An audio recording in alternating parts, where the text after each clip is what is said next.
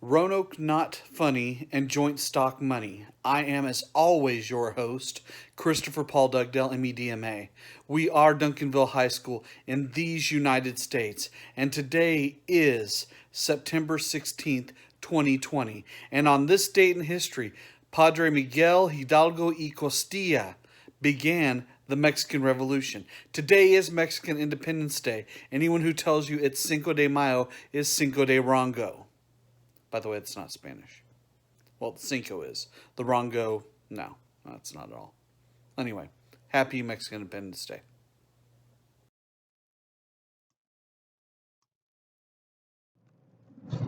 We begin today's lesson. If you remember on the last episode of Notes, I'll get back into that here in just a minute. So, Roanoake. This was a colony that lasted from 1587 to 1590. Sir Walter Raleigh named the land for Elizabeth, the Queen Elizabeth, from the Golden Age. She was titled the Virgin Queen, so he titled his land Virginia. But if you read some of the letters back and forth between them, then that may not have been as true as I may have just quoted, if you know what I mean. The relationship between he and Elizabeth was far more carnal knowledge of each other than... Anyway, so Sir Walter Raleigh drops some colonists off the coast, well, really Virginia and the Chesapeake Bay area. Under the Roanoke colony, you have the first-born U.S.-born citizen. Now, it's obviously a English colonial child, but this is Virginia Dare, and it wasn't supplied very well. So he drops them off and goes back for more supplies. Now, if you remember in the last episode of Notes, there was a war with the Spanish Armada, where the English were facing this massive navy of the Spanish and should have been crushed, but were saved because of a hurricane and also using tar on their ships and setting their ships on fire and crashing them into the Spanish ships. I have some audio from the battle. Oh, help me! I'm on fire from the tar from the English ship, and this is a translation in Spanish.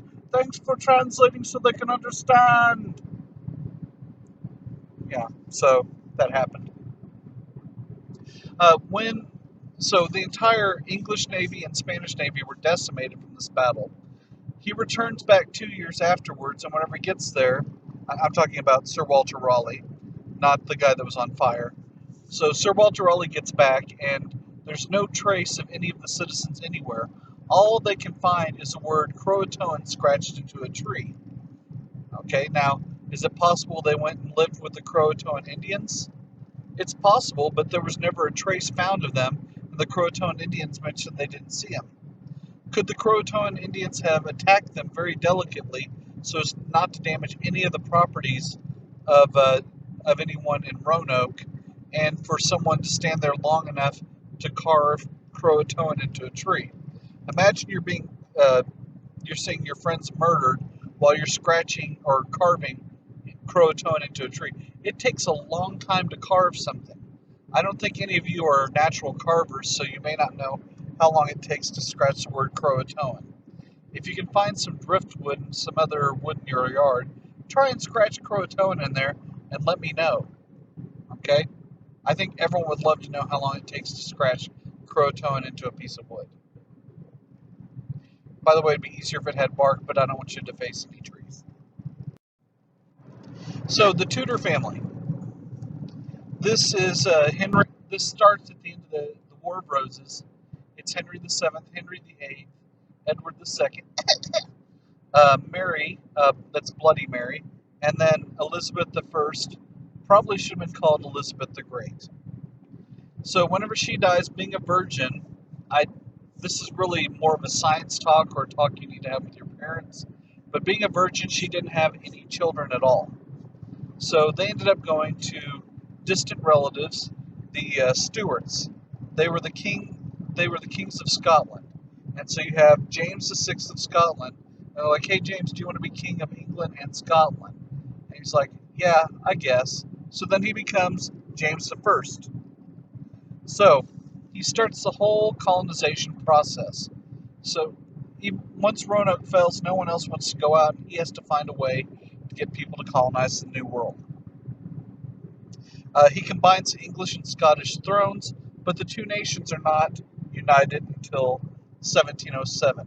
1707 is the first time that you have where anyone can say that I'm British. Before that, you're English or you're Scottish. He has his scholars translate a new version of the Bible. So, if you've ever heard of the King James Version, and you're wondering who King James was, it was that guy right there, wearing what looks like the hottest outfit on earth with a big plump skirt, a very short skirt. He also believed in the divine right of kings. The divine right of kings said that God wanted him to be king, so anything he did was ordained of God. So if he wanted to go up to you and stick his fingers in your nostril and try and lift you up by them, well, you couldn't get mad at him because that's what God wanted. And then less ridiculous things too. So how do you get people to start a colony when Sir Walter Raleigh lost all of his money and all of his investment? Well, what they did is they found a way to lessen the risk in an investment. It's called a joint stock company. Okay, this allows individuals to invest together to reduce the risk. It's kind of like a modern day corporation. Instead of someone sinking all of their money into the business, what they do is they find other investors so that, if it goes under, that they don't lose all their money. Now, the downside to this is you will have partners, and they'll get a certain percentage of the business based on their investment at the beginning. Now, the first one of these joint stock companies was the Virginia Company of London. And it's because they were going to go settle in Virginia. Now, what's really important about all of this, if you're looking for things like why on earth are we talking about this, here's one of the foundational things of the United States. All the colonists received the same rights as English citizens. And they won't forget that. So when you come to the whole part about no taxation without representation, a big part of that has to do with the fact that they all knew that they had rights as English citizens. Now, if they were treated as second-class citizens, or even as the peasants and serfs of Europe, then you wouldn't have seen the same thing. So the settlement that they built there is called Jamestown. It was a very small settlement. They actually rebuilt it in 2007, and it's pretty tiny. John Smith was in charge of it, and he required everyone to work. Now, in the past, you had to memorize that Jamestown was created in 1607, but let's talk about what's really significant and important about Jamestown. Sure, it's the first permanent English colony. The big thing, though, is the House of Burgesses. This is one of those cornerstone pieces of American history that really lead into the U.S. Constitution and the Declaration of Independence and this whole concept of self-government. Because the House of Burgesses made laws for the people. The first legislative body. So that's a key point to remember. Also important, the first slaves arrived in 1619. So there's another pivotal moment in the development of the United States. Now let's get into everyone's favorite tale, the romantic story between John Smith and Pocahontas. Okay, so John Smith builds this colony, and then for survival, they really need to make peace with the local Native American tribe, which was called the Powhatan Confederacy. So he goes over to meet him, and he calls him Powhatan. The truth is, his name was Wahanesonnecock. So Wahanesonnecock, to look good in front of his peers, decides that he's going to kidnap John Smith and execute him. Now, I know you're all thinking, okay, finally he's going to get into the love story between Pocahontas and John Smith. So John Smith is down on the ground. He's about to have his head smashed in by Roanoake, when out of nowhere, Pocahontas sees him and catches her father's eye, and she twirls her hair up over her shoulder with the wind blowing as she goes stride for stride and jumps in front and slides through the leaves right to John Smith so her dad doesn't strike him. Then her eyes meet John Smith and they fall in love. He was 38 years old and she was 9. Yeah, whenever they tell the romantic story between the two of them, they don't talk about the fact that there's the major age difference and he is seemingly a pedophile. Eventually, John Smith will be shot and his body will be taken back to Europe where he recovers. Pocahontas then would marry John Rolfe, and they introduce tobacco to the land, which is an important staple crop of the area. Probably not the romantic relationship you were thinking about. If you look at the map right there to the left of Pocahontas, which is not anything like she looked like, even though that's supposed to be her, you'll see Virginia and Maryland and Chesapeake Bay and where that's located. So just in case you didn't know where it was, that's where it is, and that's what it looks like. So Native American experiences. The English had a policy where they eventually forced all the natives to move off of their land. And by their land, I mean that for both of them, because it really was Native American land that they forced them off of, that the English claimed because there were no white people there. In the Massachusetts area, they forced out the Lakota Sioux. The Lakota Sioux would go and settle in the Great Plains up near Nebraska, North and South Dakota, that region where no one lived because you have these Great Plains, there's not a lot of rain, so it's hard to grow crops. So when they're forced off that land, they move to the Great Plains, they start to live off the buffalo, and they flourish there. They use every part of the buffalo for hide, for tools, uh, for food, for clothing, and then eventually that land is taken away from them again, and there will be a lot of tragedy, specifically at Wounded Knee, South Dakota. Wave after wave of smallpox, bubonic plague, and influenza will cause about a 90% dip in population about every 20 to 40 years. So instead of them being able to recover over the last 500 years, you have wave after wave that kills 90% of the population, and then 20 to 40 years, another 90%. So the numbers of the indigenous people will never recover. So some tribes absorbed each other, and many of them would kidnap people and make them part of the tribe. And if you were a kidnapped member of the tribe, you could one day become the chief of the tribe. Maryland. Maryland was founded by George Calvert, also known as Lord Baltimore. And he founded the colony for Catholics to receive religious toleration. Back in England, they were still killing Catholics.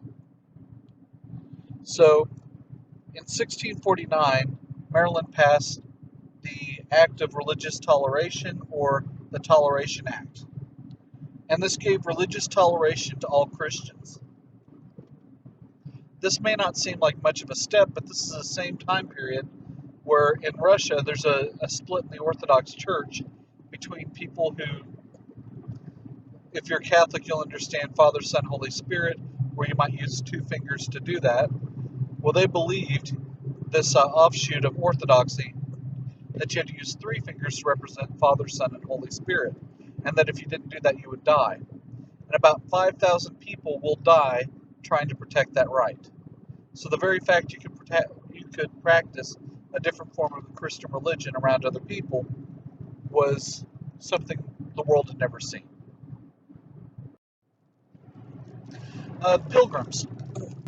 There were a group of people in England called Puritans, sometimes separatists, and they believed that the Anglican Church, or the Church of England, had way too many ceremonies and things that were just not necessary in the church and kind of went against the Bible. So that was not a popular thing to say whenever the king was in charge of the religion. So they're going to leave the church and they go to Holland, also known as the Netherlands, where the Dutch people, by the way, remember we're all talking about the same group that these Puritans go to, these English settlers. They go there and they move. But they found out that their children were becoming, there was this Dutchification of the English children. They didn't like what was happening. They had some problems practicing their own faith. It was much more of a Calvinist faith than the Anglican Church. So from there, they decided to move over to the New World. Now, they were supposed to move to part of Virginia. So they get on the Mayflower, they sail across, and when they finally get there,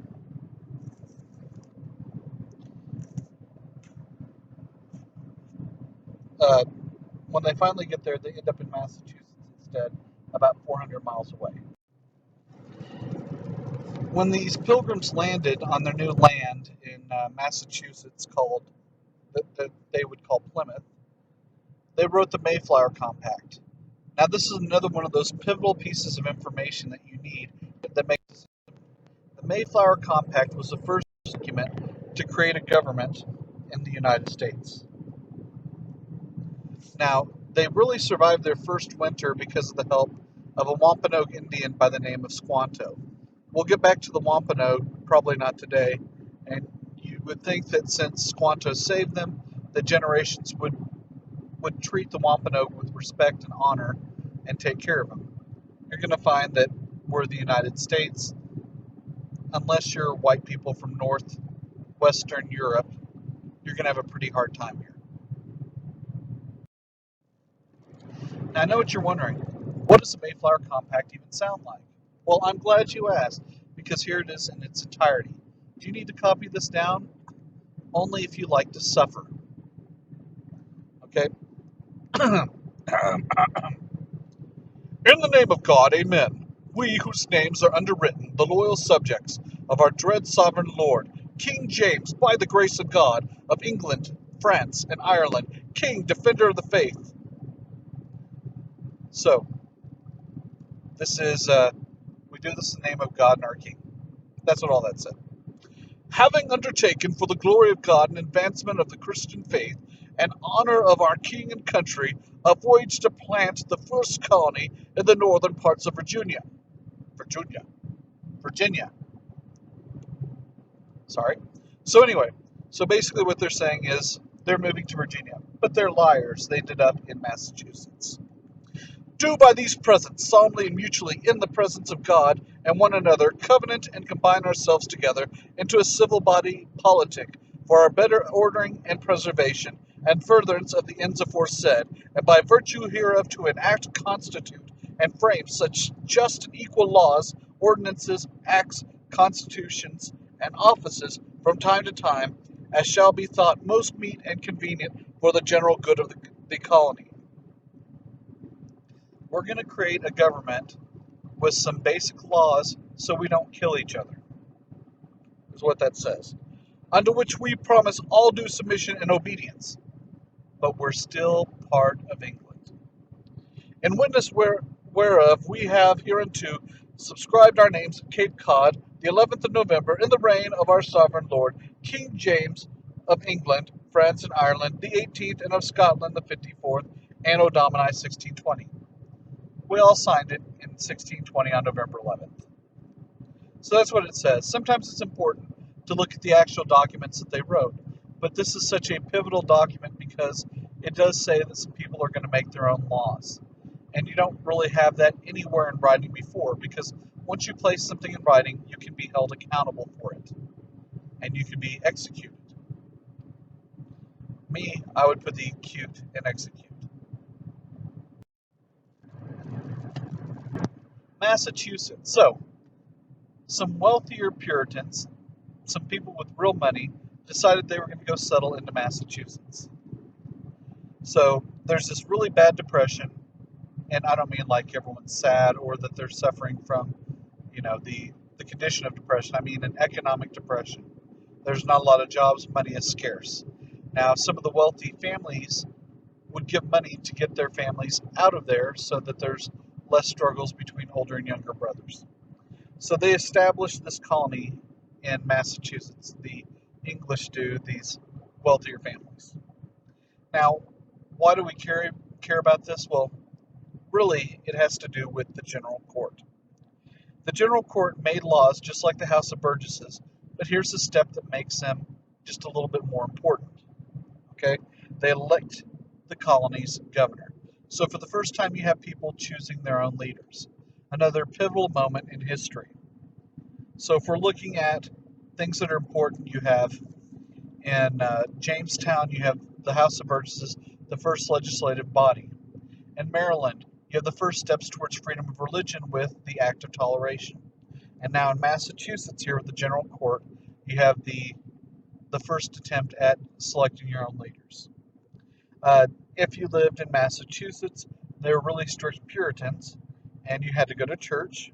If you didn't, you were either kicked out or they put you in a gallows where they lock your head and hands in, and you'd be stuck in for a day to a week, depending on how much of a jerk they were and how much of a jerk you were. They also collected taxes, and they regulated moral behavior. If you did anything wrong, you ended up exiled or in the gallows. And remember, if you're exiled at this time, that means that you have to fend for yourself with Native Americans. And that was not as easy as you might think.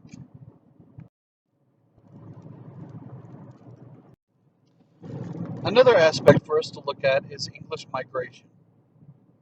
So between 1610 and 1660,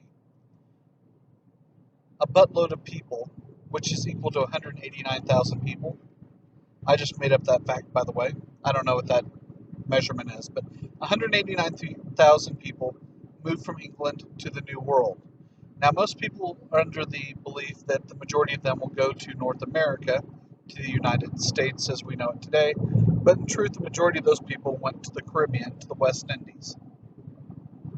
Another 4,000 would go to Bermuda, and 75,000 would go to New England and Chesapeake. Now, the conditions in the New World there, the farmland was much more lush, and you could make a lot more money off of farming in the Chesapeake area and farther south. But there were major problems with disease. So you have a lot of very poor people that are desperate for an opportunity moving there. New England was based more on trade. There was some farming up, but it was much more subsistent.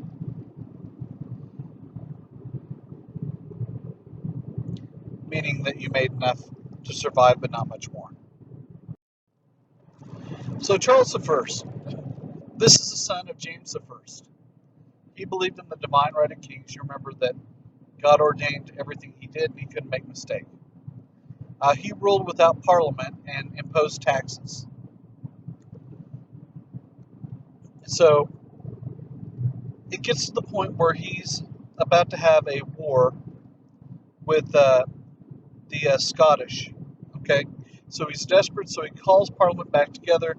They try and put him under a system of rules.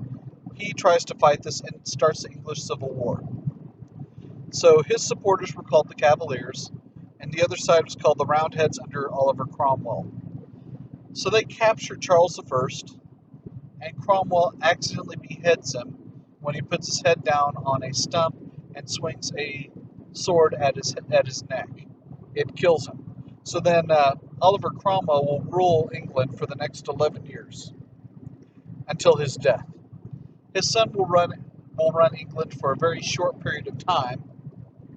And if you remember, I said 1660 is whenever he died. We have not yet seen the end of Oliver Cromwell. It's one of those stories. Meanwhile, in the United States, the rules were so harsh in Massachusetts, and people didn't like the fact that you had to be a member of the church in order to vote or have any rights. So a couple of men are going to break away from Massachusetts and start their own colonies. So they end up moving to these islands, where originally they called the people that moved there rogues.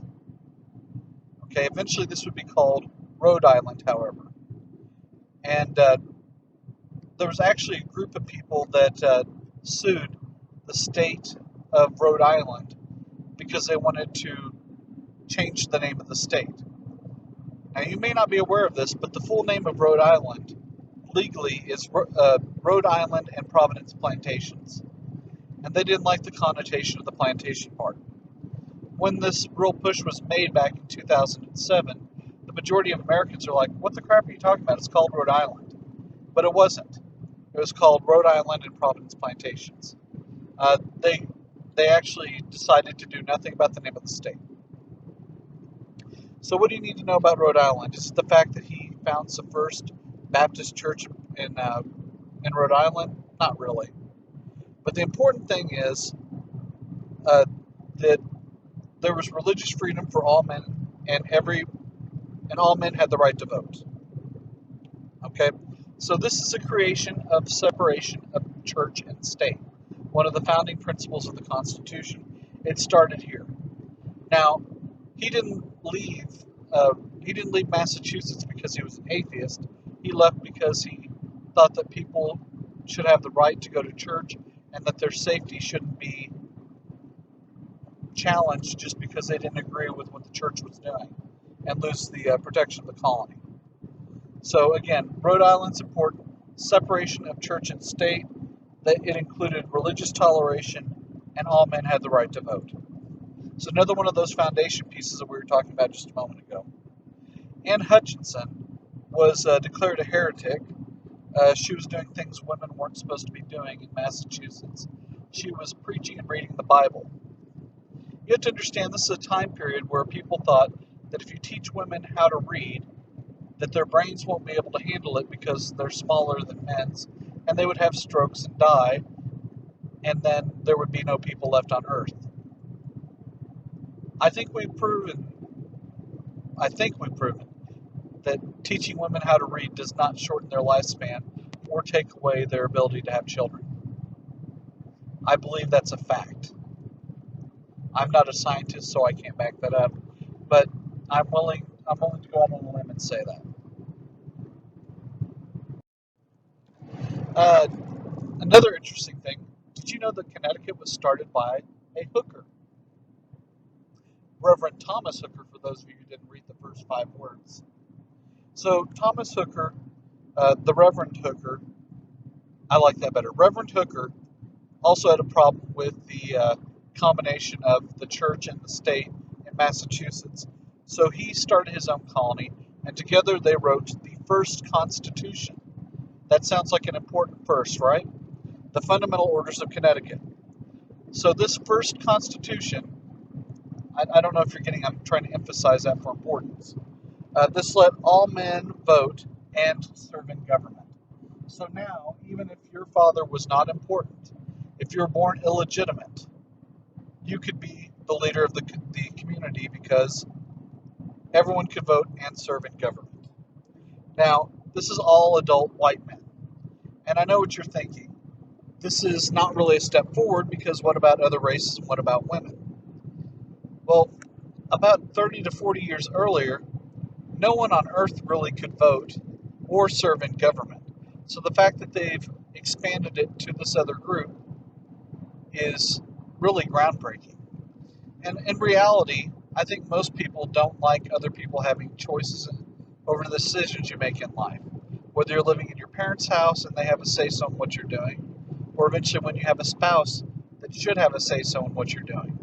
So putting those two things together, people don't like to be told what to do.